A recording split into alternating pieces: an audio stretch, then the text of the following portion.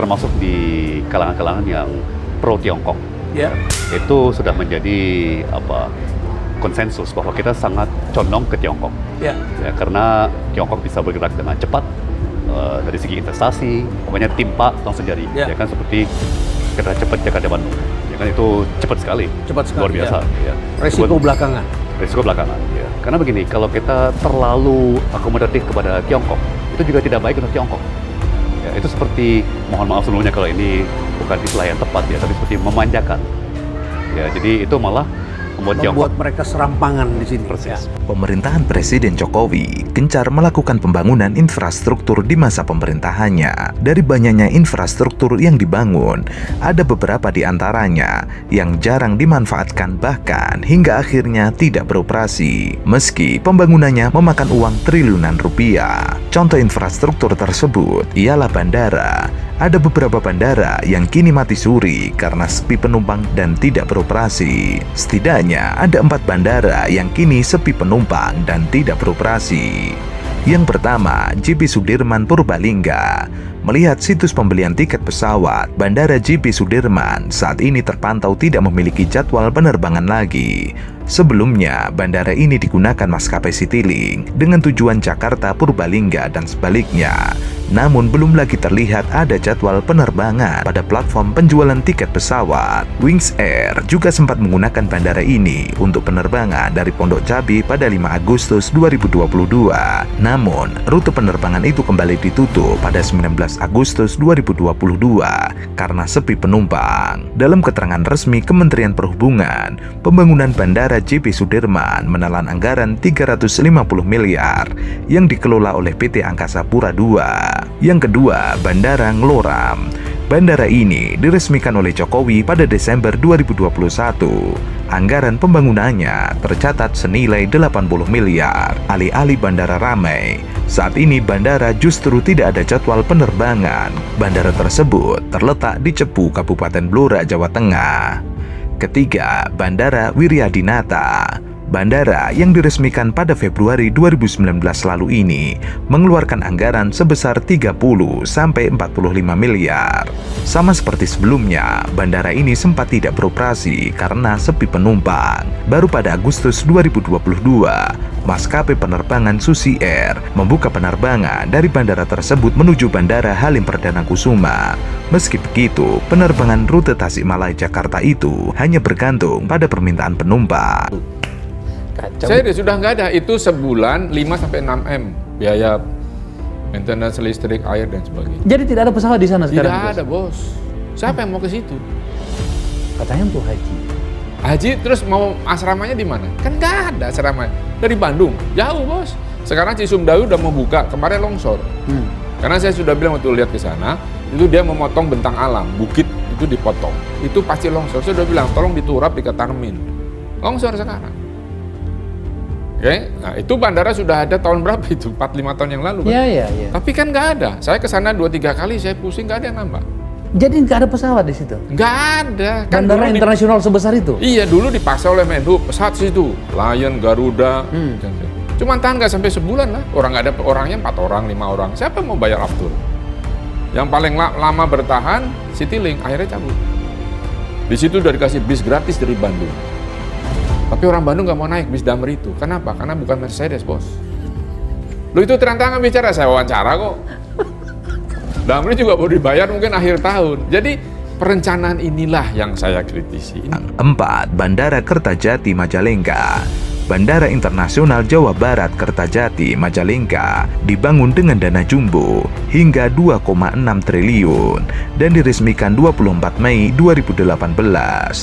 Luas area bandara ini merupakan yang terbesar di Indonesia setelah Soekarno-Hatta. Sayangnya, bandara ini berhenti melayani penerbangan reguler berjadwal pada Juli 2019 karena sepi penumpang. Nah, infrastruktur ada, tentu tidak dibikin asal cepat.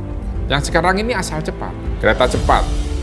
Udah molor berapa bulan, cost overrun-nya tinggi sekali.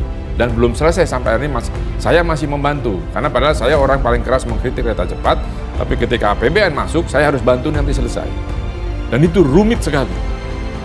Nah, dan tidak diperlukan oleh masyarakat. Masa sih nggak diperlukan, bro? Sekarang gini, stasiunnya di Halim. Kau dari sini ke Halim berapa? Sejam? Kalau macet? Oh bisa ya, bisa Nah, bisa ya. Halim ke sana. Itu stasiunnya di situ. Stasiun pertama. Dia tidak connecting dengan yang Nah. Tanah Abang atau yang di Nah, Manggarai ya? Enggak. Harusnya tadinya di Manggarai asalnya waktu Jepang. Dari Halim kau ke Padalarang. Padahal kamu ke Bandung kan? Iya. Tapi kau Kan berhenti. masih jauh kan? Ya masih jauh, tapi berhentinya di Padalarang. Kenapa begitu? Nah, tanya Pak Luhut.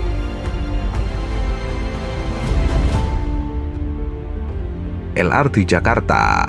Proyek yang dikerjakan Badan Usaha Milik Daerah Provinsi Jakarta ini juga dituding masih sangat sepi. Padahal proyek itu dibangun dengan anggaran cukup besar, sekitar 6,8 triliun. Jumlah biaya pembangunan itu digunakan untuk membuat jaringan kereta api layang sepanjang 5,8 km dari Kelapa Gading ke Velodrome. Jumlah tersebut juga mencakup biaya pembangunan dari depo yang seluas 12 hektar. Sampai saat ini, moda transportasi dalam kota itu masih sangat sepi.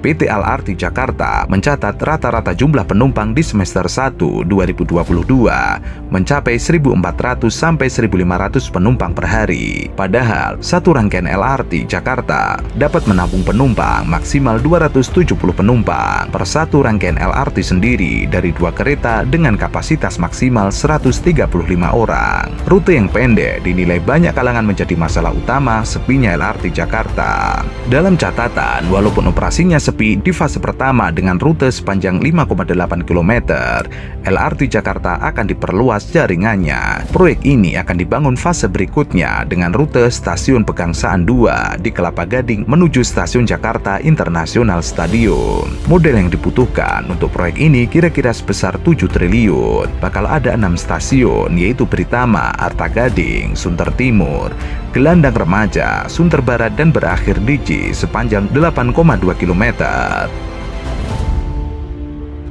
LRT Palembang Sumsel.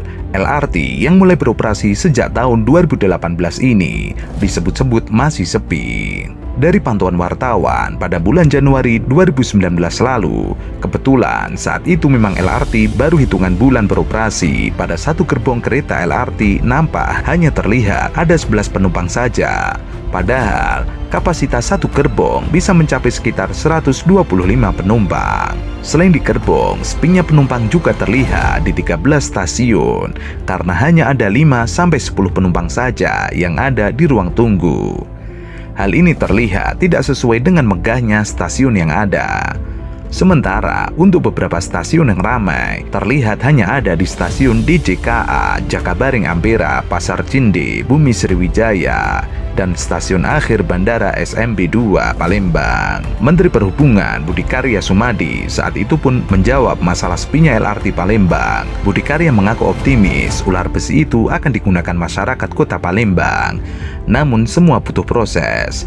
Makanya bila sepi wajar saja, butuh waktu dalam mengubah kebiasaan masyarakat. Kemenhub sendiri baru-baru ini menyatakan penumpang LRT terus meningkat. Per 23 Agustus 2022 saja, jumlah penumpang sudah mencapai hingga 1.700.000 orang. Jika rata-rata penumpang harian bisa konsisten, maka hingga akhir tahun diproyeksikan jumlah penumpang LRT bisa melebihi masa sebelum pandemi, yaitu sebanyak 2,7 penumpang. Nilai investasi LRT Palembang sendiri sebesar 10,9 triliun. Jumlah itu turun dari nilai awal yang sebesar 12,5 triliun rupiah. Ya, ditetapkan di Padalarang. Tidak ke Tegaluar. Tegaluar itu deponya saja. Ya kau bisa ikut sampai depo bisa. Tapi turun Padalarang. Siapa yang mau naik? Orang nenteng bawa anak, bawa koper, bawa dus mie instan, nunggu angkot atau nunggu kereta lokalan. Kan lama, bos. Kayak kereta bandara, kan juga tidak ada yang naik karena konektivitasnya nggak ada.